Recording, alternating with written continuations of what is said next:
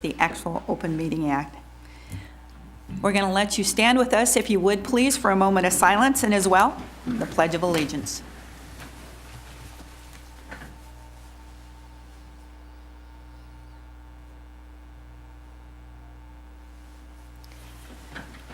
I pledge allegiance to the flag of the United States of America and to the republic for which it stands, one nation, under God, indivisible, with liberty and justice for all. We'll continue with roll call. Granquist, Here. Langy, Here. Merrill, Here. Clausen, Here. Murin, Here. Moaning, Here. Faust, Here. File. Here. All right. And I'm looking for approval of the consent agenda that was provided you. So moved, Your Honor. Second. A motion with a second for approval of the consent agenda. If you would please vote. All council members voting in the affirmative. All right, and as well, I'm looking for approval of the full agenda. So moved, Your Honor. Second. A motion with a second that we approve the full agenda. Again, if you would please vote. All council members voting in the affirmative. Okay. Under special presentation tonight, we have a proclamation for National Nurse Practitioners Week. Whereas the University of Nebraska Medical Center College of Nursing currently has 253 nurse practitioner students enrolled, and whereas nurse practitioners are licensed, expert clinicians with advanced education and extensive clinical preparation who provide primary, acute, and specialty healthcare services, and whereas according to the American Association of Nurse Practitioners provide highest quality, cost-effective, comprehensive, patient-centered care to patients, and whereas nurse practitioners guide patients to make educated healthcare decisions and healthy lifestyle choices. And now, therefore, be it resolved that I, Sue Fuchman, Mayor of the City of Norfolk, do hereby proclaim the week of November 16th through the 22nd, 2014, as National Nurse Practitioners Week in the City of Norfolk, Nebraska, and I urge all citizens to recognize the health professionals for their contribution to healthcare and the difference they make in patient lives. I don't see any of our nurse practitioners here tonight, which is rather unusual. They've been pretty good about being with us, and so I guess maybe because of the cold weather, they decided that's kind of one of those things that take care of your health, stay in. So we'll make sure we get it to them. All right, we're going to move on then to public hearing. And first is a public hearing to review Community Development Block Grant number 11-HO-5033, the owner-occupied housing rehabilitation activities as a requirement of that grant. And I imagine, Judy, you're going to come forward and speak to that for us. I will open the public hearing for you. I'm Judy Joy with Northeast Economic Development District. This is the second public hearing for CDBG Grant 11-HO-5033, Owner-Occupied Housing Rehabilitation. These public hearings are a requirement for federally funded projects to give an update on the outcome of the grant activities. The City of Norfolk received $375,476 of Community Development Block Grant funds for owner-occupied housing rehabilitation, of which $289,776 was allocated for the housing rehabilitation of 14 homes. $37,500 was allocated for the housing administration, $18,200 for the lead-based paint activities, and $30,000 for the general administration of the grant. The city provided matching funds of $33,574 to use towards the rehabilitation of projects. There was one amendment granted for 6 months, and that was to complete projects and to finish the lead clearance inspections. During the course of the grant, we actually exceeded the number of homes that we were supposed to do. We did 17 homes.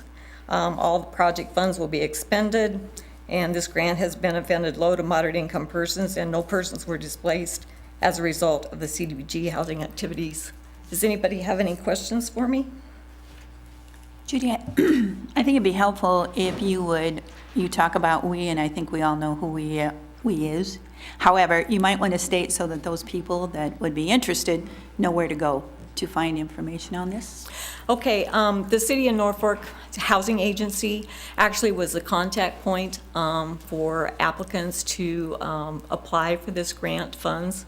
We did the general administration of grant at the district, but the City of Norfolk's Housing Agency actually did the housing administration part of the grant. So Okay. they were the contact point. Very good. Any other questions at all for Judy?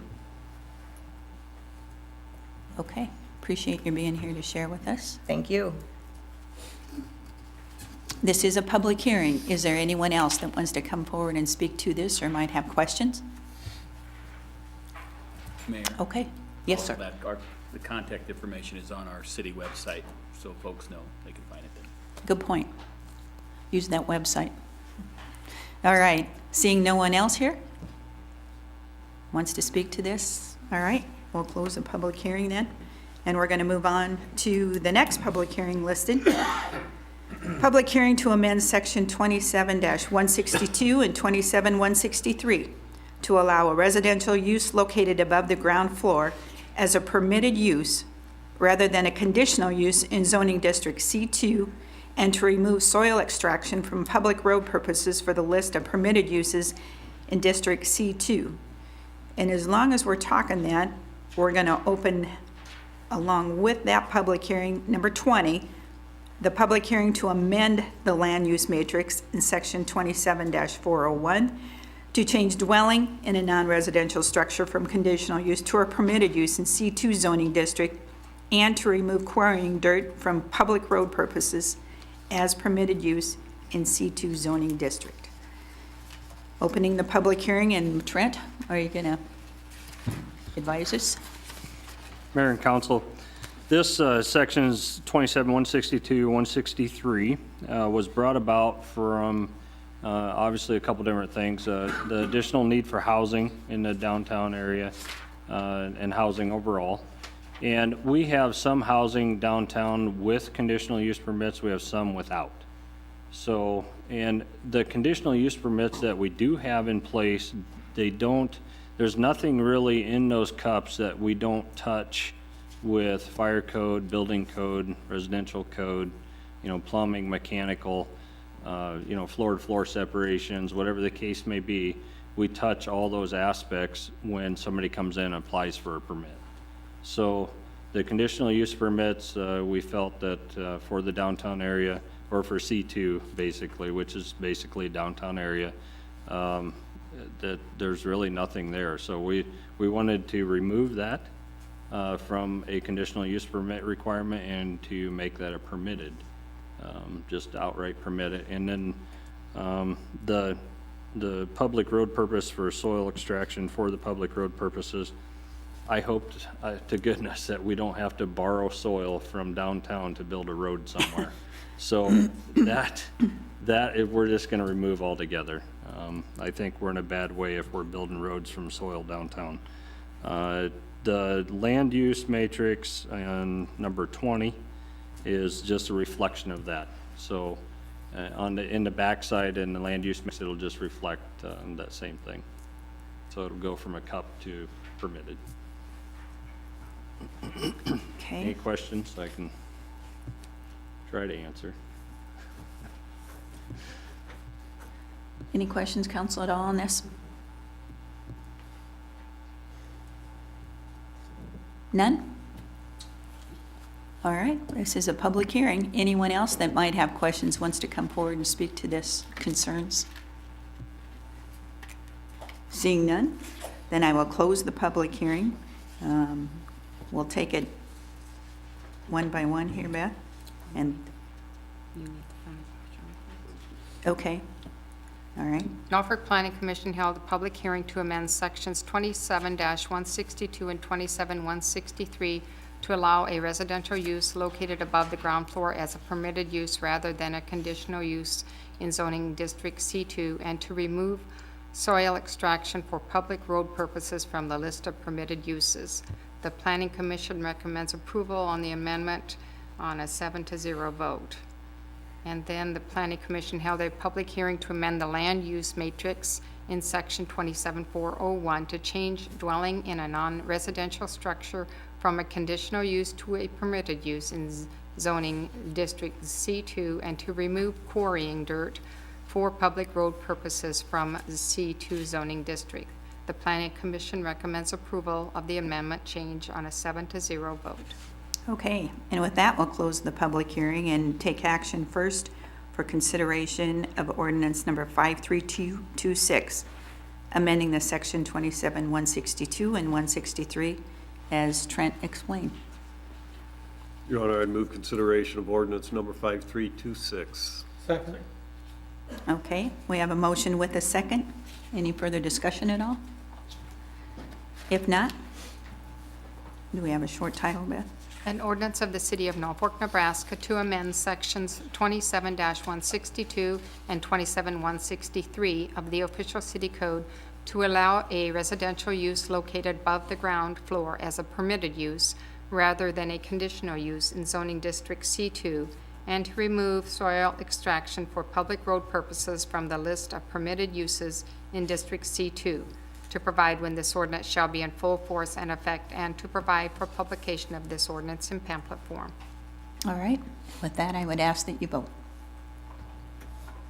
All council members voting in the affirmative, ordinance 5326 carries on first reading. Your Honor, I would move that we suspend the rules and pass ordinance number 5326 on second and third reading. Second. All right, we have a motion with a second to suspend the rules and pass ordinance number 5326 on second and third. If no further discussion, I'd ask for your vote. All council members voting in the affirmative, ordinance 5326 carries on second and third. Okay, and next we're looking, I would ask for consideration of ordinance number 5327, amending the land use matrix in section 27-401, as explained to you. Your Honor, I'll introduce ordinance 5327 on first reading. Second. We have willing seconders there, Beth, so we have a motion with a second. Any further discussion at all? Another short title? An ordinance of the City of Norfolk, Nebraska to amend the land use matrix in section 27-401 to change dwelling in a non-residential structure from a conditional use to a permitted use in C2 zoning district, and to remove quarrying dirt for public road purposes as a permitted use in a C2 zoning district, to provide this when this ordinance shall be in full force and effect, and to provide for publication of this ordinance in pamphlet form. And again, we'd ask for your vote. All council members voting in the affirmative, ordinance 5327 carries on first reading. Your Honor, I move we suspend the rules and pass ordinance 5327 on second and third. Second. We have a motion with a second to suspend the rules and pass ordinance number 5327 on second and third reading. If no further discussion, please vote. All council members voting in the affirmative, ordinance 5327 carries on second and third. Okay. Moving on, regular agenda, consideration of approval of a contract for a replacement phone system, installation, training, and extended warranty from Huntel Communications for the amount of $99,086.10. Can I have a motion looking for consideration of? Make the motion, Your Honor. Second. Okay, a motion with a second. Mr. McKenzie is going to come up and advise us of what the plan is here. Mayor and council, the proposal before you is to replace our existing citywide phone system. This is the phone system that serves every city division across the city's fiber optic network. The current phone system was put in place in 2002. At that time, we had 8 separate phone systems in each city building, each fed with their own phone lines. When we installed the single shared phone system, we were able to consolidate from 8 phone systems to 1, and we eliminated 70 separate phone lines. We replaced those with a single 23-channel T1 line. That resulted in significant annual savings on phone line costs, in addition to the maintenance and upkeep of the separate phone systems. The current phone system has served us well. It's been discontinued by the vendor. It's no longer supported, and parts and technical support are hard to come by. We issued an RFP for a replacement phone system. We received 6 responses. After a thorough evaluation of the responses, a vendor demo and reference checks, we recommend approval of the low bid Mitel systems proposed by Huntel Communications out of Omaha. And I would answer any questions you might have. Council, any questions at all for Jim? Jim, you have, that wheel turns pretty fast on new stuff coming along. You have any idea how long this phone system would last us? You know, as technology changes, it seems like that span of lifespan seems to narrow. You know, we shoot for a 7-year lifespan, 5 to 7 years. With the previous system, we had one upgrade opportunity in the middle. We were able to replace the main processor. That gave us basically an additional 5 to 7 years, so we're going to get about 13 out of that system. And if all goes well, we'd hopefully get that out of this system. So this system that you're suggesting, is it a fairly new technology, and how long has it been on the market? It's a voice over IP system. Those types of systems have been on the market for several years. When we put our system in 2002, that was probably the first voice over IP system, to my knowledge, that any city government had put in place in the state. So that technology has been out for a while. It's very well accepted, and it works very well, and it's cost effective. So in voice over and VoIP, how's the redundancy work there in the signal that works off of? Well, it runs across your computer network, so it would run across our fiber optic network. And then we have a single feed of our phone system into our phone lines, the T1 line, into our police station. That's where the phone system actually resides. The rest of it runs across our fiber optic network.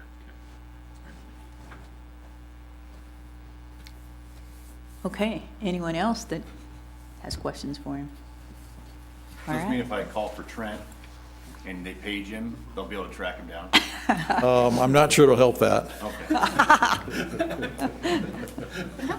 You got caught, Trent. Good luck, Council. Anyone else with any questions? Staff won't be required to walk around with a handful of quarters all the time. If not, I guess I'm going to ask for your vote. Jim, thanks very much.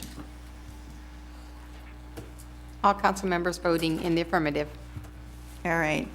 And next, we're looking for consideration of approval of ordinance number 5328, vacating lots 4, 5, 6, Block 2, Carhart Second Edition, being a platting a part of the west half of the southwest quarter of Section 20, Township 24, Range 1, west of the 6 p.m. Madison County, Nebraska, and Lot 2, Block 1, Carhart 4th Edition, a lot subdivision of Lot 5, Block 3, Carhart First Edition, Madison County. I'd move consideration of ordinance 5328. Second. All right, we have a motion with a second. Is this you, Dennis, that's going to explain? Yes, yes. Farm Credit Services is in the process of expanding their building, and their site was over those several lots that you identified. They have gone in and re-subdivided that into a single lot. I think that was approved a couple council meetings ago. This is a step to take the stuff underlying that new lot off the books. So it's just remove what was there. They've already got the approval for the new stuff on top. We just forgot this step the first time through, so. Okay. Anybody have any questions for him on this? Cleans it up, it'll look a lot cleaner on maps and things. Okay, appreciate that. All right, if not, short title, Beth. An ordinance of the City of Norfolk, Nebraska to vacate a portion of the plat Carhart Second Edition and a portion of the plat Carhart Fourth Edition, all in Madison County, Nebraska, located in the southwest quarter of Section 20, Township 24 North, Range 1 west of the 6th p.m., City of Norfolk, Madison County, Nebraska, and providing for publication of this ordinance in pamphlet form. All right, with that, please vote. All council members voting in the affirmative, ordinance 5328 carries on first reading. Your Honor, I move we suspend the rules and pass ordinance 5328 on second and third. Second that, Your Honor. All right, we have a motion with a second to suspend the rules and pass on second and third reading. Any question or discussion? If not, then please vote. All council members voting in the affirmative. Ordinance 5328 carries on second and third. All right, and next is consideration of ordinance number 5329, authorizing issuance of special assessment bond anticipation notes in the principal amount not to exceed $340,000 for paving District 505, 506, and 507. Your Honor, I'd offer for consideration ordinance number 5329. Second that, Your Honor. Okay, we have a motion with a second. Sheila? Mayor and council, this ordinance authorizes up to $300,000 of bond anticipation notes to provide financing for paving districts, which include Fox Ridge Phase 4, Berry Hill 16th Edition, and Andrews Regency North Edition. This is a 3-year note maturing November 1st, 2017. This debt issue and the one on the next agenda item are being handled differently than the city has normally done in the past. We've had a local bank express interest in bidding on the city's debt issues. So this ordinance and the ordinance on the next agenda item are structured to allow the local banks to purchase the debt issue directly from the city, with Emeritus acting as our financial advisor. We recommend passage on all 3 readings so that the bond anticipation notes can be closed and settled before the end of the year to comply with the city's small issuer exemption. Jay Spearman is here from Emeritus, and we'd be happy to answer any questions that you would have.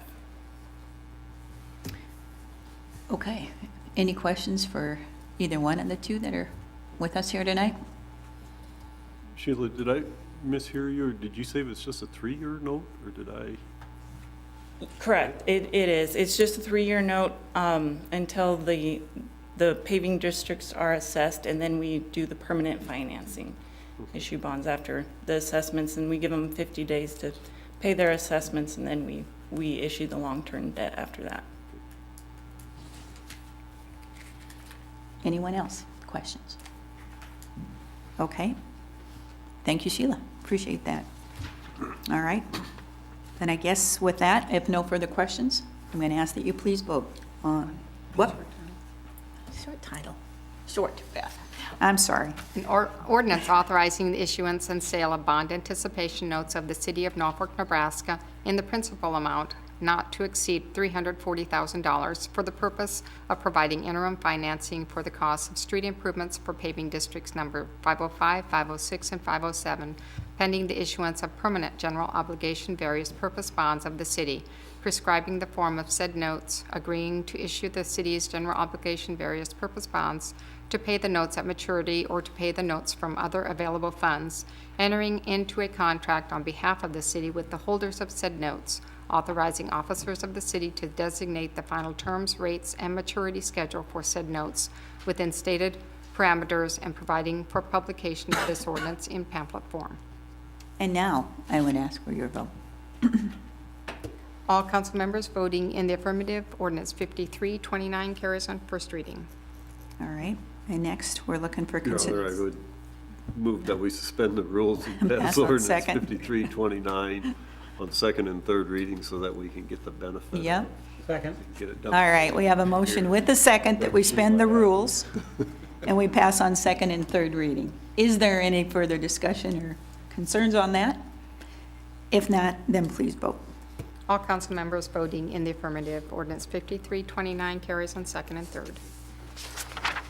All right, and now, after hearing what Sheila had to say, consideration of ordinance number 5330 is, I'm looking for. Your Honor, I'll introduce ordinance 5330 on first reading. Second.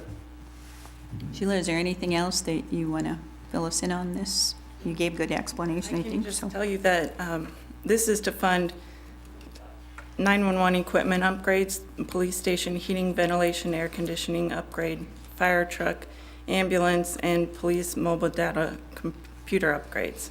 This is a 15-year bond issue with a 5-year call. That's all I have to add to that. If there's any questions on that one? No questions? But we do have a short title. An ordinance authorizing the issuance of public safety equipment tax anticipation bonds of the city of Norfolk, Nebraska in the principal amount not to exceed $1,340,000 for the purpose of purchasing and maintaining public safety vehicles and public safety equipment and miscellaneous costs associated therewith, directing the application of the proceeds of said bonds, prescribing the form of said bonds, providing for the levy and collection of taxes to pay the same, providing for the sale of the bonds, authorizing the delivery of the bonds to the purchaser, authorizing officers of the city to designate the final terms, rates, and maturity schedule for said bonds within stated parameters, and ordering the publication of the ordinance in pamphlet form. All right, please vote. All council members voting in the affirmative, ordinance 5330 carries on first reading. Okay, thanks, Yin. In your honor, I would move that we suspend the rules and pass ordinance 5330 on second and third. Second. A motion with a second that we suspend the rules and pass ordinance number 5330 on second and third reading. If no further question or discussion, please vote. All council members voting in the affirmative, ordinance 5330 carries on second and third. And finally, consideration of ordinance number 5331, adopting an additional 0.5% sales and use tax effective on and after April 1st, 2015 for a period of 36 months. Your Honor, I'd offer for consideration ordinance number 5331. Second. All right, we have a motion with a second. Consideration of ordinance 5331. Clint, how are you speaking to this? Points to Shane, somebody? Yes, Your Honor. Okay, You bet. Jessica's here as well. This is an exciting ordinance, Ah. I guess, for the community. And it's in response to the November 4th election where the voters approved the half-cent sales tax for 3 years to expand and remodel our existing library, which is running about 40 years old, getting close to 40 years old anyway. So it's a great thing for our library, a great thing for our community in the area at the end of the day. So we need to pass this ordinance on all 3 readings so we can move forward to the Department of Revenue, the information that we're going to collect this tax beginning April 1st. Part of our due diligence. Be happy to answer any questions, or one of us will. Jessica can speak to it as well, so. That's any your hand. questions at all, council? I think we're all pretty familiar with this. How's the final, I mean, how do you figure how much money you're going to collect? Is it based down on the final cost of the project, or? I don't know if I understand, Councilman Clausen, what you're saying. How much money we're going to collect Yeah. is based on Like the bid of a lot of, building. you mean of the Yeah, building? When you Yeah, we'll- finally, okay, the coffers are full, we've got enough to pay for the building, is that when you decide? We'll do an RFP, and we'll go through the process we normally do to do any building expansions or construction projects like we normally do. We'll go through that process and select our engineering firm and Sure. our consultants, and then we'll move forward with the process. And if I'm understanding, how do we get to that point? Because we're collecting a half-cent Right. sales tax, you see, and then the amount of money you collect over 3 years, what if, say you have it's 15 million and the building's 12 million, you know, I mean, where? It do you- ends in right. 3 years, if that's what you're driving at. I mean, it What if only it- allows it for 36 months, so our collection will be based on the economic factors of the sales tax and how those receipts come in. But do you mean, what if we What get? I'm driving at is, okay, if you collect 15 million, the project's 12 million, there's 3 million to fund, 3 million sitting there. Or do you stop it But early? do you stop collecting once the project's paid for? I mean, how does this work? We stop. We stop, okay. So say we have somebody come in, we have a public come in and say, I'm gonna donate 3 million to this project. Does that change how much we would collect over a 3-year time, or is that? You can only, the It's thing about 3 years. stopping, it can only start and stop Okay, on a thanks. So quarter. it doesn't matter what the building costs, it's just what you collect over a 3-year period, basically? Right, but you can stop it early if you collect additional receipts, if that's the Okay. question. But it has to stop at the beginning of a quarter, and you have to give them 120 days or? You have to give them at least, Them. you have to give the department, a couple of things with the Department of Revenue. The reason that this needs to be considered on 3 readings tonight is that a bunch of information, including certification from the election and the sort, need to be to the Department of Revenue no later than December 1st of 2014 in order for the tax to begin to be collected on April 1st of 2015. The tax, there will be a notice that's required if you decide that you've had the authorization because of the election for the vote. If it's determined because of pennies from heaven or, massive increase in sales tax or whatever else it might be, if you determine that you want to stop that early, you can do that. You then have to give a minimum of 120 days notice to the Department of Revenue, but notice not more than 180 days prior to the cessation of the tax, and then you can only stop the collection of the tax on the first day of any quarter. So you do have some flexibility with all of that going forward, depending upon what actual expenditures are and so on and so forth. The other thing about this is that at the end of the day, I think that if you look at that half-cent sales tax at current amounts, doesn't that equate to about $200,000 a month? Is that right? Isn't that about right, Dennis? So, when you talk about stopping that, you're talking about roughly, the only way you can stop it is like in $600,000 increments. So that's something that you'll have to deal with. There is some, notwithstanding that, the way that the ballot language was written, everything that is collected goes to either the renovation of the library, the whatever new construction component might be, and equipment for that. So there's probably some flexibility with that in regard to that monies at the end of the time as you look at putting requisite computers and all of that stuff in there. So you're anticipating about 7 million? 7, okay. And we're anticipating 7.4, and we're anticipating the project to be paid off and the estimate to be paid off in that 3 months, or excuse me, 3 years. I guess what I'm kind of driving at in a roundabout way is it's, people are, when this vote came out, some of the people that were maybe against this are wondering, okay, we're funding this library, are we gonna stop trying to find donations and funds or going after grants? Or is this solely on the taxpayers? And I think, so when you all of a sudden get that lump sum of money, does that stop us from going out and going after different grants and going after donations towards the project? I just don't wanna see that happen. I wanna see us keep, so that there are some people, if they wanna donate to this project, or if there are grants out there we haven't uncovered yet, while we're working towards this, that we keep exploring those avenues, because this might have got voted through, but that puts all the weight on the citizens and not, I think we still need to go out there and try to do our due diligence to raise funds ourselves, so. Jessica, do you want to address that? Because I think you did the other night, did you not? I thought very well, so. Sorry, Shane, but I think, She can do a better job. well, she knows what is in front of her, so. Sure. There's so much unanswered at this point as how our final costs are really going to look like and what those sales tax receipts are really going to look like. But we do anticipate doing that. There are some really nice opportunities where the tax money might provide a very base level, of furnishings or a very basic, building. And some of those donations and grant opportunities can be those extras on top of things, a really great technology, a really nice genealogy room, some of those enhancements that could come from private dollars, even if that tax money, seems to cover the basics. So we do still anticipate doing that and going out and trying to seek some of those partnerships and some of those dollars. So, Sounds great. you referenced the fact of genealogy.